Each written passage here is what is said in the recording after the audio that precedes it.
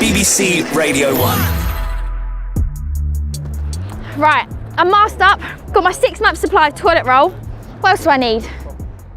Everyone and their nan is talking about it at the moment. Panic buying, self-isolating, and dirty looks at anyone who coughs within a metre of you. Fair to say there's a lot of worry and a lot of confusion. So, coronavirus, what are the facts?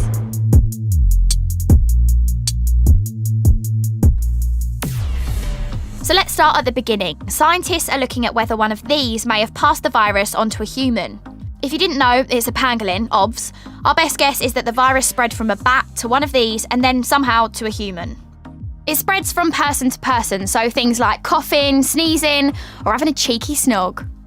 The first cases were found in a Chinese city called Wuhan at the end of last year. The World Health Organization called it a pandemic when the number of cases outside China started increasing quickly. So when we talk about coronavirus, we're actually talking about the disease, COVID-19. The big deal about it is that it's new, so nobody has immunity to it yet, and it's likely we won't get a vaccine until next year. There's no cure yet, but scientists are working on treatments. I'm Chris Smith. I'm also the naked scientist and a consultant virologist at the University of Cambridge. Okay, so what people need to look out for is the first symptoms of coronavirus. Can you tell us what they are? Yeah. The majority of people get a fever, so a high temperature. Some of them get a cough, but then as the disease develops, both become more common. So about 88 to 90% of people by the end of this will have a fever. The vast majority will have a dry cough, and then there are some other symptoms. About half of people have a sore throat and a runny nose, and some people have things like diarrhea and vomiting as well. So quite difficult to tell because it's pretty similar to flu. Absolutely right. It's almost the same set of symptoms that you get with the whole gambit of infections that are going around at this time of year. So if someone has coronavirus, how long can they expect to be ill for? The incubation period is about 5 days, and during that time you won't know that you're ill, obviously, but then the symptoms generally come on. As the symptoms come on, they generally get more intense over about a 3 to 5 day period. About a fifth of people who catch this will have symptoms that go on for longer, and some people will get symptoms that go on for longer and are more severe, others less so. If you're ill for longer, it could be couple of weeks before you're feeling better. So the sad reality of this outbreak is that people are dying, and that means real upset that we just can't get away from. From the global data we have so far, we think it's serious for about 1 in 5 people who get it, and it kills about 1 in 100. Who's most vulnerable to coronavirus? The people who are vulnerable to it and have an additional risk are people who are older, and what we know at the moment is anyone who actually is beyond the age of 40, you start to see your risk increase. Anyone who has a pre-existing health condition is also at higher risk, and that means people who have heart problems, high blood pressure problems, diabetes, kidney disease, and chest problems, including people who've smoked a lot. About 1/5 of people we think so far have pretty bad experience with it, but how many people are sort of recovering and doing okay? We only know so far how many people have recovered as a proportion of all the ones we've tested, because you've got to remember that we don't test everybody. So there's probably very large numbers of people actually catching this, and we don't know about them. So we don't really know the accurate answer to that question. But of the people we've tested, more than half have now completely recovered and they're absolutely fine. And there are people in the UK who have had this and have recovered and are absolutely fine. All this talk about pandemic might make you think you'll definitely get it. That's not the case. And there are easy things you can do to lower your chances. So the main advice is simple. You know when you're about 17 and you told your mum you're going to your mate's house, and now you've got to scrub that nightclub stamp off your hand? Yeah, me neither. Anyway, wash your hands really, really thoroughly.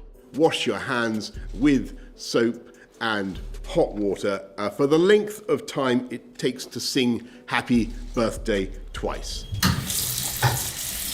Happy birthday to you. Happy birthday to you. Happy birthday, dear Kirsty. Happy birthday to you. Happy birthday to you. Happy birthday to you. Happy birthday, dear Kirsty. Happy birthday to you. So apart from what you can do, the government have an overall strategy. You can check on 111 online for updates on the government's advice. Generally, if you have even mild symptoms, stay at home. If you start to feel worse, ring 111. A main part of the plan is to keep people as far away from each other as possible. It's called self-isolation.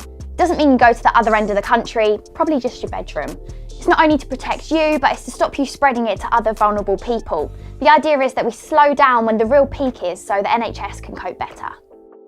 For a lot of people, the health impact will be less of a problem than the knock-on effects on our everyday life. So things like schools and unis shutting down, working from home, and trying to get around if public transport's not running properly. We'll just have to deal with these things best we can, but when can we expect to get back to normal life? Really tricky to say, because what we know is at the moment everyone's potentially able to catch this. We know that it's spreading very fast because it's a very infectious virus. We know that probably about 4/5 of people in the country this season are going to catch this. Now, how long it then takes to continue rippling on for, we don't know. We're probably going to see a peak in the numbers of cases sometime around about May or June. And obviously, from then on, it doesn't mean it suddenly disappears. It will slowly peter out, but it could be a few months yet. And how practically will it end? Does it mean we'll all become immune to it, or will we all get it and recover? I think, based on what we know about this family of viruses, and there are already 4 coronaviruses that infect humans, and they circulate every winter and they cause the common cold. I suspect that this virus will just join the family. And what will happen is that in the future, you'll catch it when you're young, just another cold that we get when we're little. Children we know are having very trivial symptoms with this, so it'll just be a winter cold, and then you'll be immune for life. So I think the long-term consequence for this is going to be that it's something that we pick up when we're young, we become immune to it, we don't get it again, and so the number of older people who are at risk is going to be really vanishingly small. So I think it'll cease to be a really big headache in the future.